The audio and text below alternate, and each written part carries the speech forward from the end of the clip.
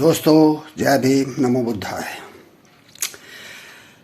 Rahul Gandhi America गए और वहाँ पर कैलिफोर्निया में जो उन्होंने पहला संवाद वहाँ के इंटेलेक्चुअल से किया, जो भारतीय ही थे,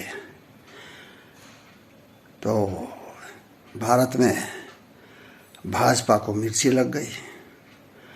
लगनी स्वाभाविक है, क्योंकि जिस तरह से भाजपा और आरएसएस देश को चलाना चाह रही है, जिस तरह से आरएसएस देश में राजनीति को पलटना चाह रही है, तो वो सारी दुनिया में जो है जग जाहिर हो रहा है।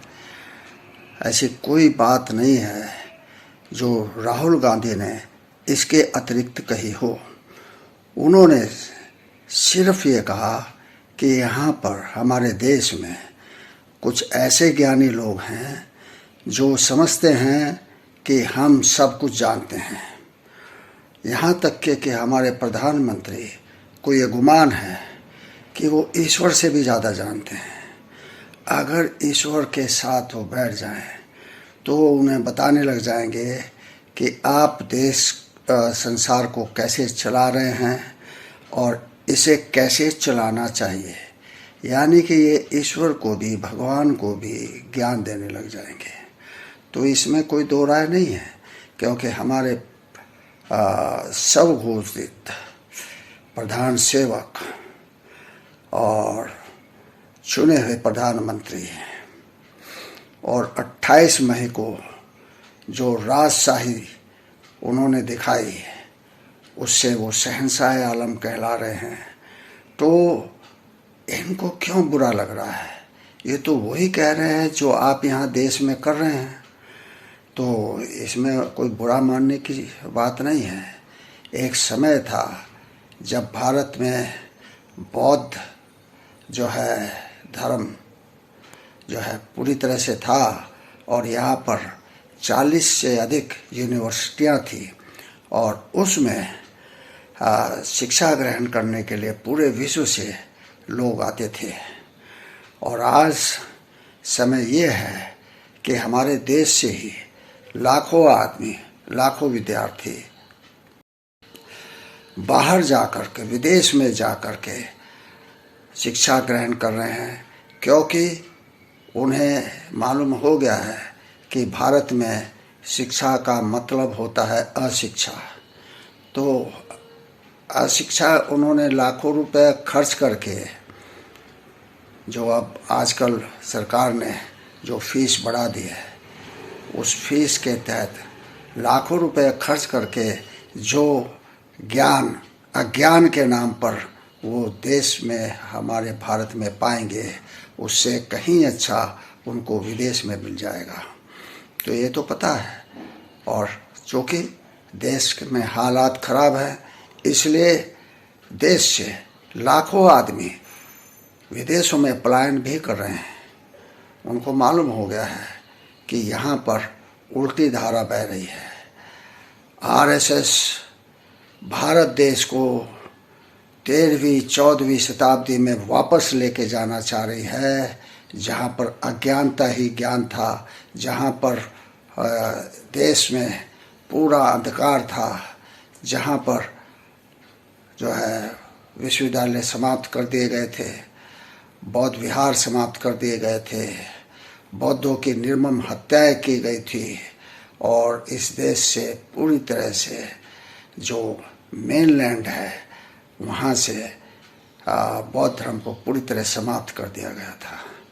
ये तो शुक्र है कि बौद्ध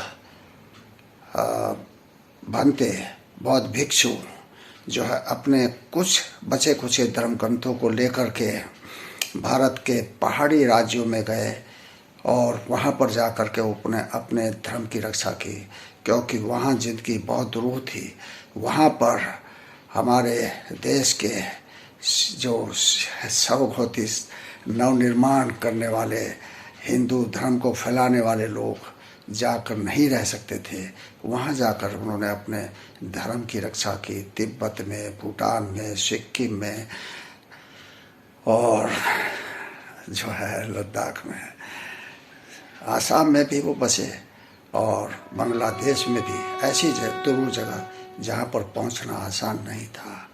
तो ये देश की हालत हमारी भाजपा ने कर दी थी, यानी कि उस समय के हिंदूवादियों ने कर दी थी।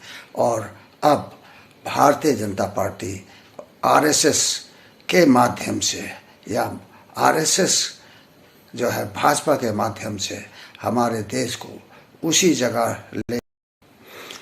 जगह ले जाना चाह रही है जब देश सपेरों का देश था, साधुओं का देश था। और यहाँ पर जो है इतनी अंधकारमय जिंदगी जो है ब्राह्मणों ने कर दी थी कि लोगों का जीना दूभर हो गया था।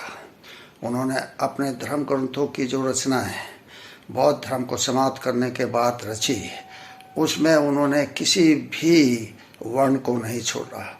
उन्होंने क्षत्रियों को भी गालियाँ दी, उनका भी मान मर्दन किया। उन्होंने वैश्यों को भी गालियाँ दी, उनका भी मान मर्दन किया।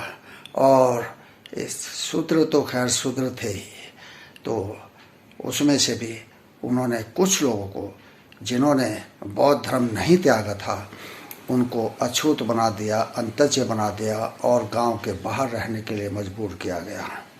तो ये अवस्था जो हमारी हुई है, ये हिंदूवादी संस्कृति जिसको कहते हैं उसकी वजह से हुई है।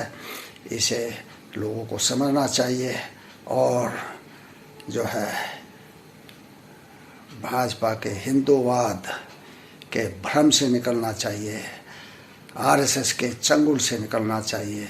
तभी देश का कल्याण होगा, तभी देश प्रगति करेगा और तभी यहाँ पर सही मायने में बाबा साहब के संविधान से देश चलेगा। जय भीम, नमो बुद्धाय।